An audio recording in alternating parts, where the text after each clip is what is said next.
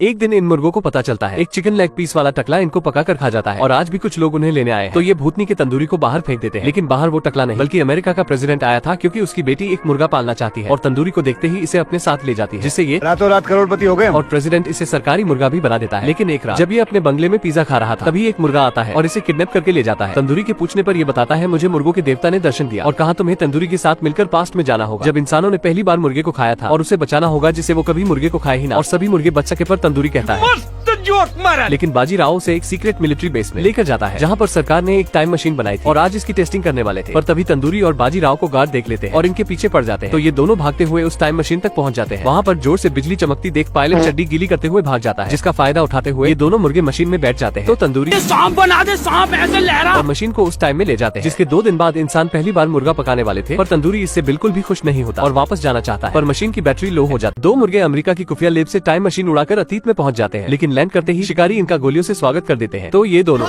लेकिन तभी एक मुर्गा मंडली इन दोनों को बचा लेती है और अपने घर लेकर जाती है, जहाँ बाजीराव उन सभी को बताता है कि हम भविष्य से आए हैं, अगर कल के त्योहार से हमने मुर्गों को बचा लिया तो बल्ले बल्ले हो जाएगी। पर कोई उसकी बातों पर ध्यान नहीं देता और मुखिया कहते हैं। फिर मुर्गों का मुखिया सभी मुर्गों को काम देता है कि जाकर देखो शिकारियों ने आगे क्या जाल बिछाया है। तो ये सभी निकल पड़ते हैं, पर तंदूरी और जेनी देखते हैं कि शिकारी मुर्गों को पकड़ने के लिए जाल बिछाकर चले गए हैं। तभी ये भूतनी का तंदूरी नीचे गिर जाता है, जिससे सभी जाल बेकार हो जाते हैं। इससे जेनी बहुत खुश होती है और कहती है और ये मिलकर वैसे ही सभी ट्रैप को खराब करने लग जाते हैं। लेकिन तभी शिकारी भेड़िए इनके पीछे पड़ जाते हैं, जिससे ये काफी हैरान होते हैं, क्योंकि शिकारी इनके घर के बहुत करीब आ चुके थे। तो ये भागने लगते हैं, उन्हें बचने का कोई तरीका समझ नहीं आता। तो तंदूरी जेनी को टाइम मशीन में ले जाता है। तभी शिकारियों के लीडर को बहुत अचंभा होता है और वो बीड़ी की दुकान तो तंदूरी जेनी को अंतरिक्ष में ले जाता है, जिससे जेनी को विश्वास हो जाता है कि ये 1.5 फुटिया भविष्य से आया है। फिर ये दोनों वापस धरती पर आ जाते हैं। तो टाइम मशीन तंदूरी को कहती है बैटरी फुल है, अगर तुम घर जाना चाहो तो। पर तंदूरी उसे मना कर देता है, क्योंकि अब वो भी जेनी को पसंद करने लगा है। तो टाइम मशीन कहाँ वो और कहाँ तुम।